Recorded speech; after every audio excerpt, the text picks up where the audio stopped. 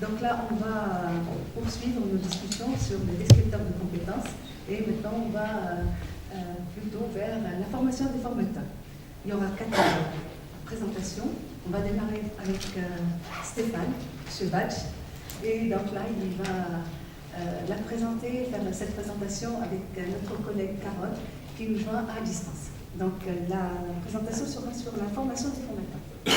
Alors juste, on va grignoter 5 à 10 minutes sur les présentations pour gagner un peu de temps sur la table ronde. Voilà, c'est ça. Voilà, c'est ça. C'est qu'on...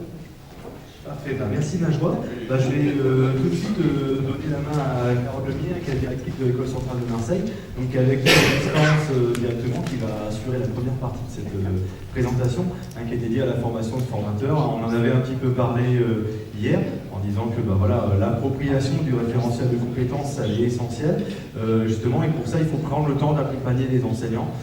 Travail qui est toujours en cours au sein de l'école, et donc sur lequel Carole va revenir de manière un peu préalable sur un petit peu la genèse de ce projet. Donc, je te laisse la main, Carole, je vais approcher un peu le micro, en espérant que tout le monde peut bien m'entendre depuis la vidéoconférence. Nous avons travaillé sur le système global de formation, et ça a vraiment été une clé pour nous. Un système global a permis cette fois de faire une connexion entre les blocs de compétences et les activités de nos étudiants dans l'école ou en dehors de l'école, dans le cadre de l'immersion internationale, par exemple, de l'immersion en entreprise. Nous pratiquons l'alternance généralisée, donc il y a des temps d'immersion en activité. Et donc c'est l'ensemble de ce système qui nous permet d'acquérir les compétences de l'ingénieur centralien à l'arrivée. Et dans cette réflexion-là, nous avons vraiment pensé la place de l'évaluation. Et surtout, nous avons pensé la place du formateur et nous avons revu notre façon de faire. Donc, on a pensé un système qui permet à la fois d'acquérir des années et de diplômer par compétence. Et dans cette période-là, au-delà d'une nouvelle présentation de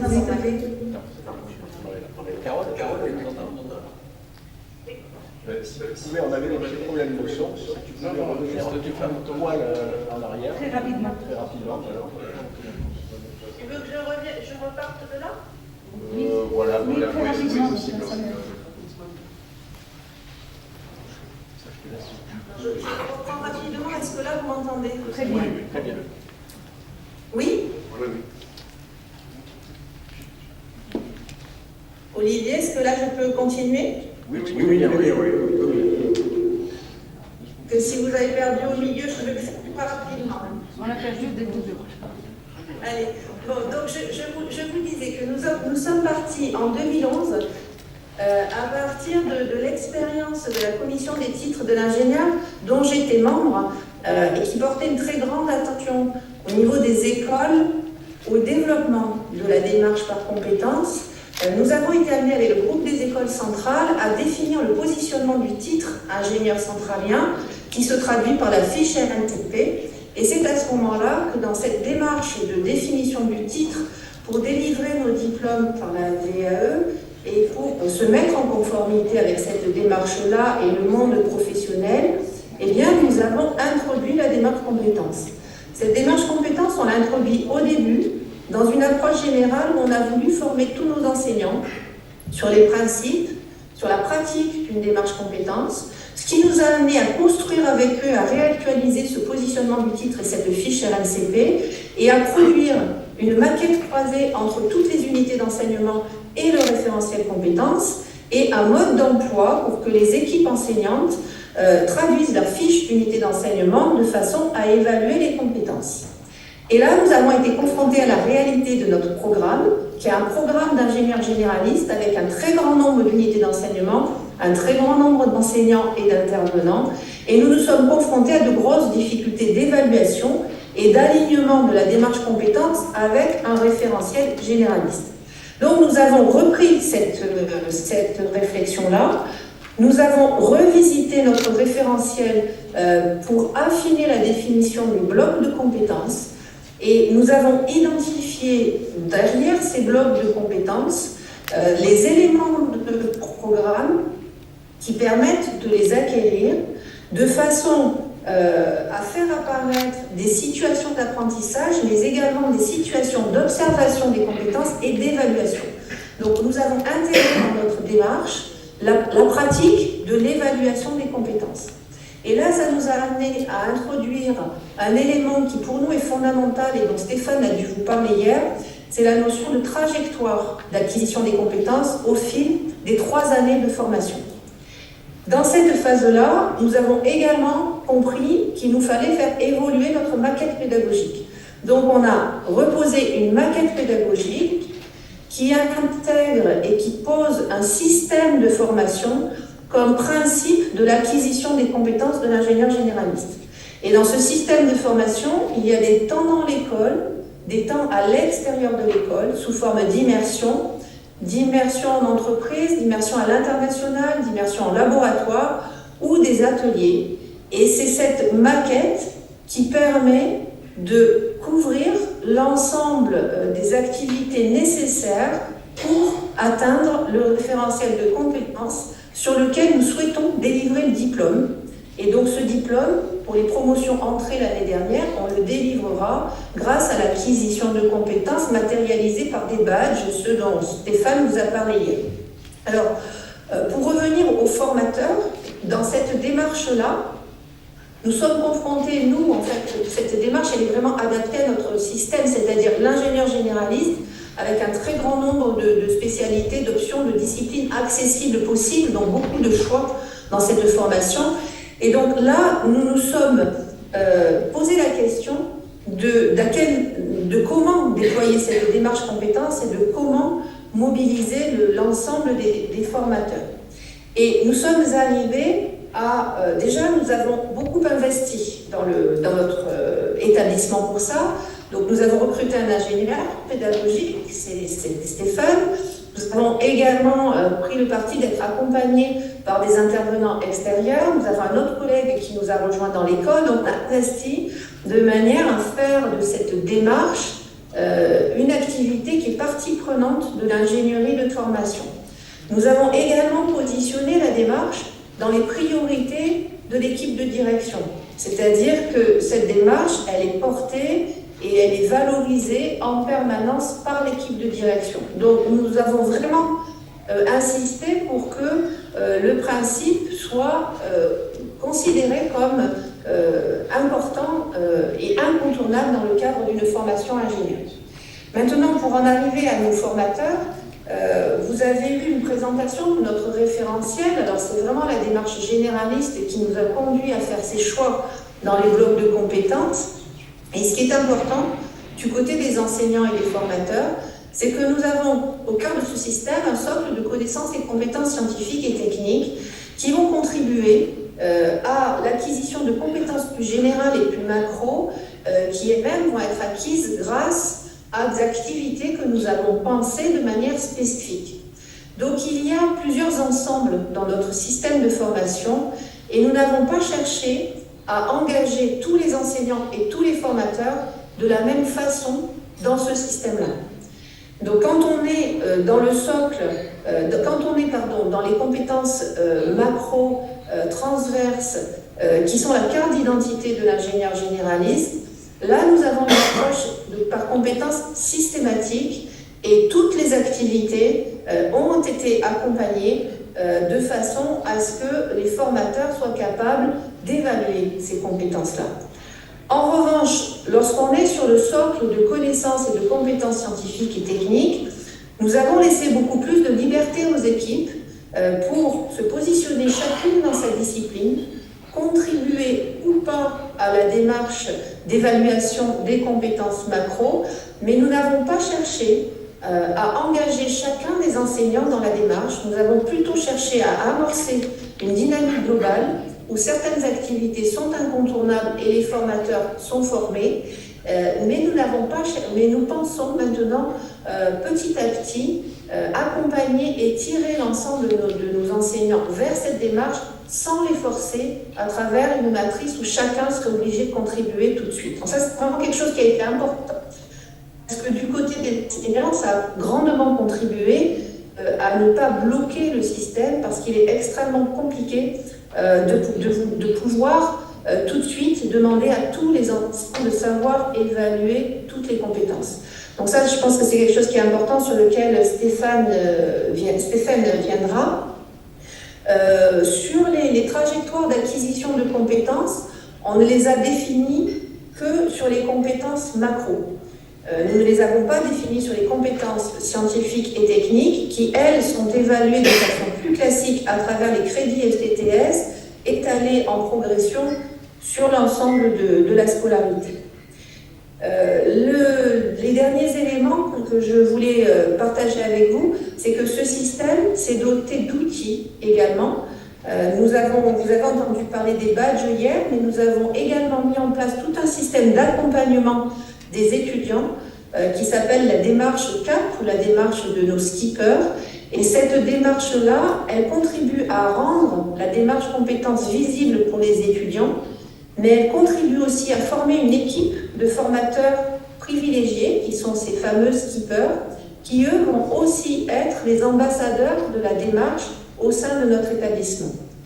Et à travers un certain nombre d'activités et d'ateliers, et j'en terminerai là, ces ateliers étant grandement animés par Stéphane, nous avons petit à petit équipé ces skippers et puis plus largement les équipes pédagogiques qui rayonnent autour des activités de formation de type macro. Voilà, donc je voulais juste faire ce survol et un peu ce témoignage d'une démarche que nous avons donc amorcée en 2011, qui a pris vraiment une belle accélération en 2018 lorsque, sur la base du retour d'expérience des années passées, nous avons vu autrement notre façon de définir les compétences et surtout de les évaluer, et j'insiste vraiment là-dessus. Et donc là, nous sommes en pleine progression et en plein développement. Et donc je vais laisser Stéphane passer le relais pour vous raconter dans le détail comment lui travaille avec nos équipes. Alors je suis désolée, je ne resterai pas l'ensemble de la matinée parce que j'ai quelques obligations par ailleurs, mais je suis quand même ravie d'avoir pu apporter quelques minutes de témoignage sur ces travaux. Merci beaucoup, Carole. Donc, pour cette présentation, un témoignage très intéressant. Et tout de suite, Stéphane va enchaîner pour la suite de la présentation. Alors, merci Carole pour ces petits éléments. Alors, je vais effectivement compléter un peu ce propos à travers le juste temps que techniquement on change d'ordinateur et qu'on passe sur la projection de mon support. Donc effectivement, c'est intéressant parce qu'on était parti directement sur cette vignette et je la trouve intéressante parce que là vous avez une vision du cœur du réacteur, presque un peu. Je vous parlais hier effectivement de cet espace d'innovation pédagogique sur lequel, sur les murs, on a mis des vitraux familles avec les compétences et avec l'idée de les faire exister. Et bien là, ça nous permet un petit peu de continuer un peu la suite de l'histoire et de savoir effectivement en pratique comment on met en œuvre ça. Alors comment on met en œuvre ça? Voilà, comme disait Carole préalablement, il n'a jamais s'agi à l'école de forcer systématiquement les enseignants à adhérer à la démarche compétences. Je pense que le principe de la conversion progressive est beaucoup plus efficace parce qu'on va s'appuyer sur des enseignants qui ont envie, en tout cas qui se questionnent, qui vont nous interroger. On n'a pas non plus des collègues qui vont tout de suite partir hyper emballés. On a des collègues qui s'interrogent, qui sont curieux, qui vont aller challenger le concept. Et effectivement, c'est eux qui ont aidé à améliorer et à stabiliser le modèle. Et c'est là où c'est extrêmement important. C'est que, comme je vous le disais un petit peu hier en répondant aux questions, nos collègues skippers, on a une relation particulière avec eux. On les voit en atelier, on échange. Quand on progresse dans la réflexion et qu'on voit qu'au niveau des skippers ça bloque, forcément on va s'interroger. C'est qu'il y a un truc qui se passe pas bien, c'est qu'il y a un truc qui est pas clair, c'est qu'il faut qu'on explicite quelque chose. Et ces éléments-là d'explicitation, on a été plusieurs fois amenés à le faire. Alors effectivement sur le déploiement, donc là je vais pas revenir sur ces éléments d'identification des compétences, on a déjà pas mal effectivement revenu dessus, mais le premier champ d'action sur lequel on a travaillé avec les skippers, c'est ces fameuses matrices d'évaluation, matrices d'apprentissage. Ce fameux tableau croisé qu'on vous a montré hier, à l'instar de celui-ci. Là, l'intérêt, il était double sur ce type de tableau. D'abord, c'est de favoriser l'appropriation de la démarche compétence par les skippers. C'est-à-dire que, bien évidemment, nous, équipe de la direction de la formation, On a un regard, on a travaillé dessus, on a fait une analyse dessus, sur ces éléments. Nous avons effectivement commencé à positionner des croix, mais après, on a été voir l'équipe des skippers, on a été voir chaque enseignant ou des enseignants responsables d'unité thématique pour se dire, mais en fait, la croix, elle est au bon endroit ou elle est au mauvais endroit. Et bien évidemment, certains collègues nous ont dit qu'elle n'était pas au bon endroit. On va argumenter pourquoi et comment. Et ça a permis de participer à l'appropriation de la chose. Et comme je le dis hier, et c'est vraiment très important sur cet outil-là, il peut faire peur parce qu'il est complexe. Quand on le voit, etc. là-dessus, il n'est pas forcément hyper facilement communicable. Le gros intérêt de cet outil, c'est quoi? En fait, c'est aligné en bas. Vous voyez les occurrences? Ça, c'est une cellule Excel, sur laquelle on va compter les croix dans les colonnes. Ça nous permet de savoir quoi? Ça nous permet de savoir si notre maquette pédagogique tient la route. Ça nous permet de savoir très concrètement si, derrière ça, pour chaque niveau de composante, là on est sur le niveau novice, en tant que tel, eh bien, on va avoir une situation d'apprentissage derrière. Si on n'en a pas, c'est qu'il faut qu'on réadapte la maquette pédagogique. Ça veut dire qu'on a un trou dans la raquette. Et ça sert à ça. Et ça ne doit servir qu'à ça, cet outil-là. C'est bien pour ça qu'il faut tout de suite le démystifier. L'autre point aussi qui est important, mais ça c'est pareil, c'est une réflexion qui a émergé récemment, quand on a commencé à se poser la question de, au fait, et si l'étudiant, eh bien, on ne lui validait pas ses compétences dans une situation d'évaluation. Et bien c'est là où ça prend son sens, cet outil-là. Et c'est là où il va falloir, là il y a un cap à faire pour le rendre communicable, pour que cet outil, qui est un outil de pilotage, devienne un outil d'apprentissage.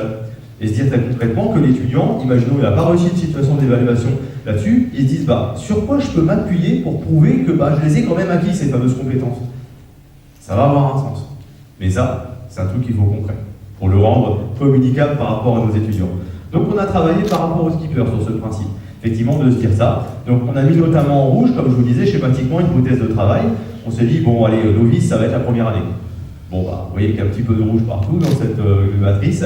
Le rouge, c'est quoi? Le rouge, c'est quand on s'est rendu compte que c'est hors de la première année. Je vous avais dit, l'hypothèse de travail, il faut l'adapter. On l'a adapté avec nos collègues. Et effectivement, donc on arrive à cette première version qui est assez stabilisée pour le niveau novice. Mais, et bien, sur les niveaux suivants, les niveaux intermédiaires et puis les niveaux compétents, on a fait un petit peu la même chose, dans une logique un petit peu différente. Dans le sens où là, nous avons été audités par la CTI. Donc on a positionné, nous, de manière préalable, les différents éléments en disant on pense que c'est ça, etc. comme ça, mais ça reste un petit peu, là on a mis des croix en violet, alors ça se voit pas forcément très bien par rapport à la définition de l'image, on a mis des croix en violet dedans, les croix en violet c'est point d'interrogation, c'est point d'interrogation, c'est dans notre idée, pilote, direction du programme ingénieur, on pense que ça se passe comme ça, mais là c'est tout le travail d'affinage qu'il va y avoir à faire avec les skippers, et je peux encore vous garantir qu'on va y passer quelques heures, à mon avis. Et c'est exactement la même chose avec le niveau compétent, où on voit encore, là, toujours ce principe de on teste. L'autre élément, et ça c'est pareil, c'est vraiment un truc très important, c'est qu'on s'est rendu compte, comme je vous disais, on passe un petit moment dans le brouillard, des fois on sait les démarches, et là je vous montre la version, l'outil qui nous semble efficient. Mais on a eu d'autres versions quand on l'a porté. Et là, dans la première version, on avait un outil qui était un petit peu unique, qu'on appelle la matrice, et qui portait apprentissage et évaluation. Et bien ça, on s'est rendu compte que c'était une énorme bêtise. Parce qu'en fait, lorsqu'on communiquait avec nos skippers, c'est eux qui nous l'ont dit, mais on comprend rien, on évalue les élèves, on les évalue pas, et comment, et c'est quoi l'apprentissage? On s'est dit non, mais là on se trompe complètement, c'est pas le même objet, et vous avez raison. Derrière ça. Donc on s'est dit, on va faire deux trucs différents, on va faire deux tableaux, il y a deux trucs différents. Il y a un truc, c'est quelles sont les unités qui portent l'acquisition des compétences, mais de manière indirecte. Les étudiants, ils vont traverser les situations des compétences à travers des UE. Alors effectivement, là, l'enjeu pour les enseignants, ça va être de mettre en perspective. L'enjeu, il est là, et c'est extrêmement différent. Ce n'est pas l'enjeu de porter une évaluation, c'est autre chose. Le seul truc qui est important, c'est de se dire que ces situations que les étudiants vont traverser, eh bien, elles aient lieu avant l'évaluation si possible. C'est ça qui compte, en fait. Et c'est vrai que là encore, comme je vous dis, le travail privilégié, partenariat, vraiment qu'on monte avec les skippers, ça a été ça. On avait un outil qui agrégeait tout. Là, comment on traverse les situations d'apprentissage et comment on l'évalue, c'était clair pour personne. On a dit non mais là on arrête, on change. Et presque on s'est réveillé le matin et en discutant avec Audrey Storic, la précédente directrice de la formation, on a commencé à aborder des trucs, on s'est dit en fait on fait carrément fausse route, c'est pas ça du tout. Même entre nous on se comprenait plus. On s'est dit ça va pas, et ils ont raison, il faut qu'on mette l'apprentissage d'un côté et l'évaluation de l'autre. Et effectivement, ça a rendu les choses beaucoup plus claires pour tout le monde. Et du coup, on a effectivement aujourd'hui une deuxième type de matrice qui est une matrice d'évaluation. et qui a servi à construire ce fameux parcours en tant que tel. Alors, extrêmement intéressant, comme je vous disais, donc, cette matrice d'évaluation.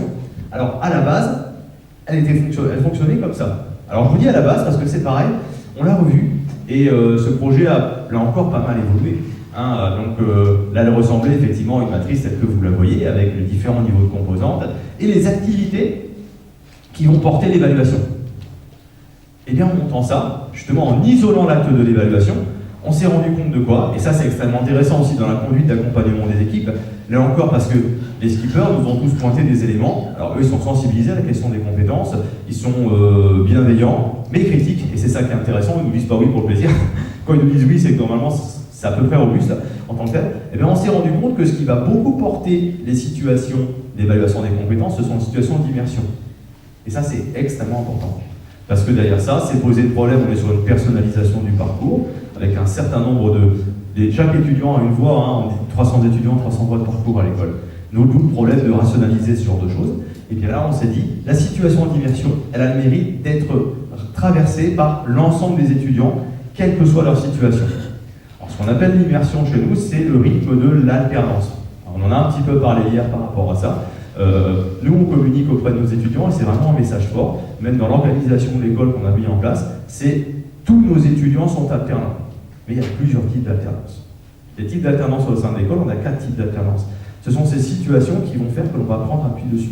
Il y a les alternances, on va dire, que je vais appeler classiques, entre guillemets. Dans notre jargon, c'est l'alternance ERE. ERE pour entreprise, recherche et entrepreneuriat. Les étudiants qui vont être en immersion au sein d'entreprises, au sein de laboratoires de recherche, ou qui vont créer leur entreprise eux-mêmes, au sein du DEC, au sein de l'incubateur de l'école. Ça, c'est l'alternance traditionnelle, on va dire. Mais nous, on considère qu'il y a aussi une alternance au titre du rythme. Le rythme d'apprentissage, c'est aussi ça l'alternance. Il ne faut pas oublier que l'alternance, ça veut dire temps académique et un autre temps. C'est juste à la base une question temporelle, cette question d'alternance. Mais nous, on va dire, adopté cette définition de l'alternance en se disant, ça veut dire quoi? Ça veut dire qu'il y a des temps académiques au sein de l'école et qu'il y a des temps où il va se passer autre chose. Et ces temps où il va se passer autre chose, c'est effectivement soit de l'alternance ERE, soit de l'alternance dite immersive, dite ce qu'on appelle chez nous le training.